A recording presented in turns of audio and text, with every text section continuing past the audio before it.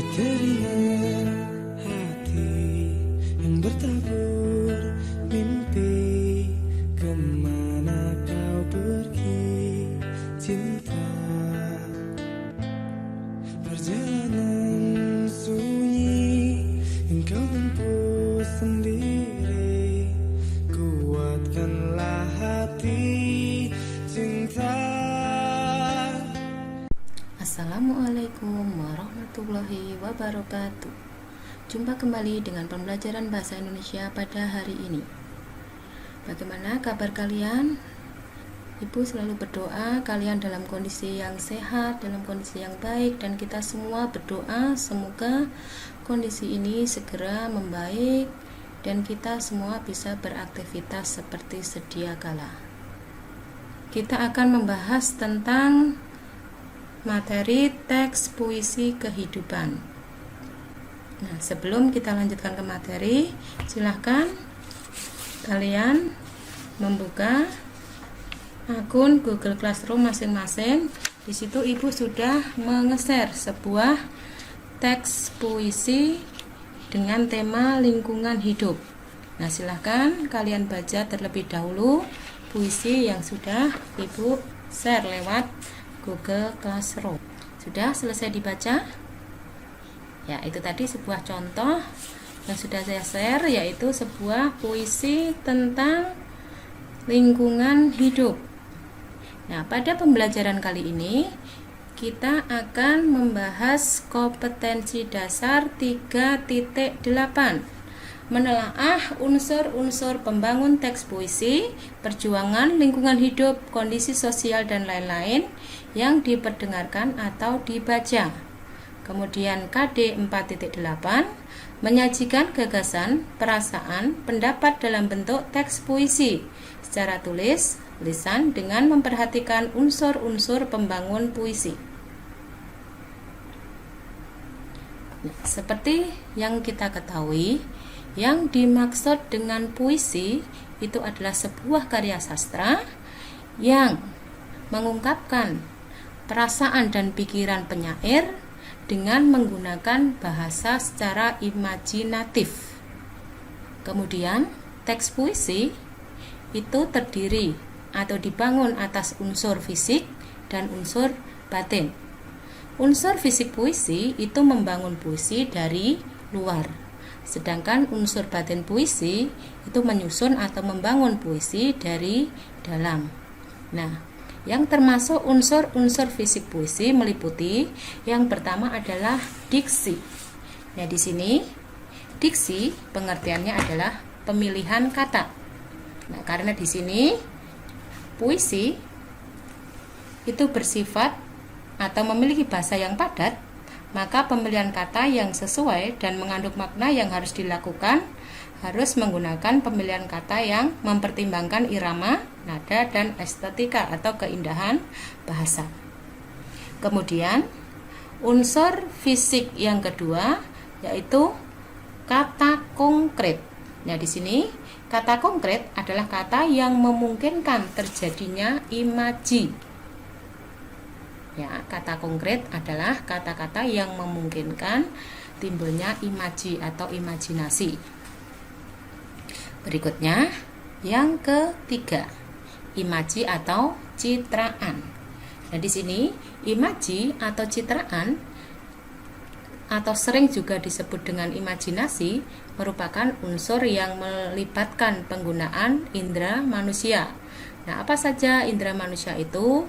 Nah, misalnya mata, indera penglihat, kemudian hidung, indera pencium, lidah, indera perasa, kemudian kulit, yaitu indera yang untuk meraba.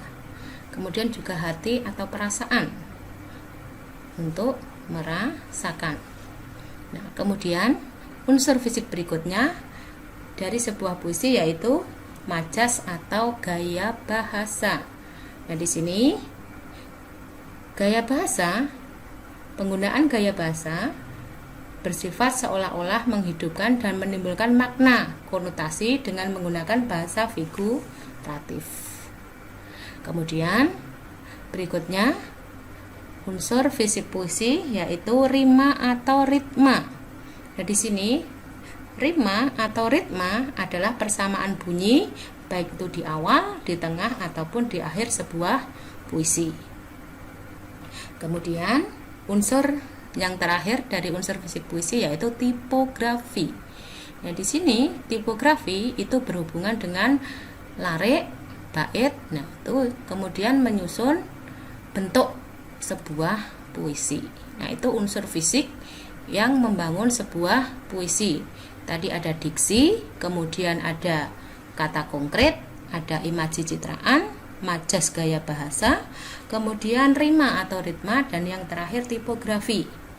Kemudian unsur yang membangun puisi dari dalam atau unsur batin puisi. Nah, di sini terdiri atas tema. Nah, tema itu adalah gagasan pokok yang disampaikan penyair lewat puisinya. Kemudian yang kedua, perasaan. Nah, di sini perasaan, rasa atau feeling itu adalah sikap penyair terhadap pokok permasalahan yang terdapat dalam puisinya. Kemudian yang ketiga ada nada atau suasana. Nah, di sini nada berkaitan dengan sikap penyair terhadap pembaca. Apakah dia menggurui? Apakah dia marah? Nada rendah, nada tinggi, nada sombong, dan sebagainya. Kemudian unsur batin yang terakhir dari sebuah puisi adalah amanat. Nah, amanat merupakan pesan yang terkandung dalam sebuah puisi. Bagaimana? Kalian paham apa yang tadi saya jelaskan tentang unsur fisik dan unsur batin dari sebuah puisi? Ya, silakan kalian menyebutkan ulang apa tadi unsur-unsur pembangun teks puisi yang baru saja Ibu jelaskan. Unsur fisik, kemudian unsur batin. Iya, kalian ternyata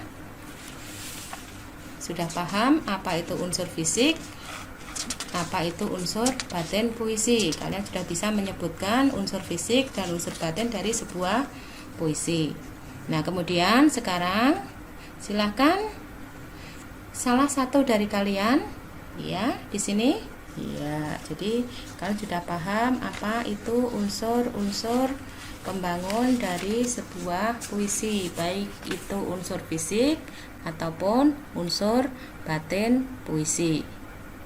Nah, demikian pembelajaran hari ini. Semoga bermanfaat. Kita akhiri, jangan lupa belajar di rumah. Wassalamualaikum warahmatullahi wabarakatuh. Cinta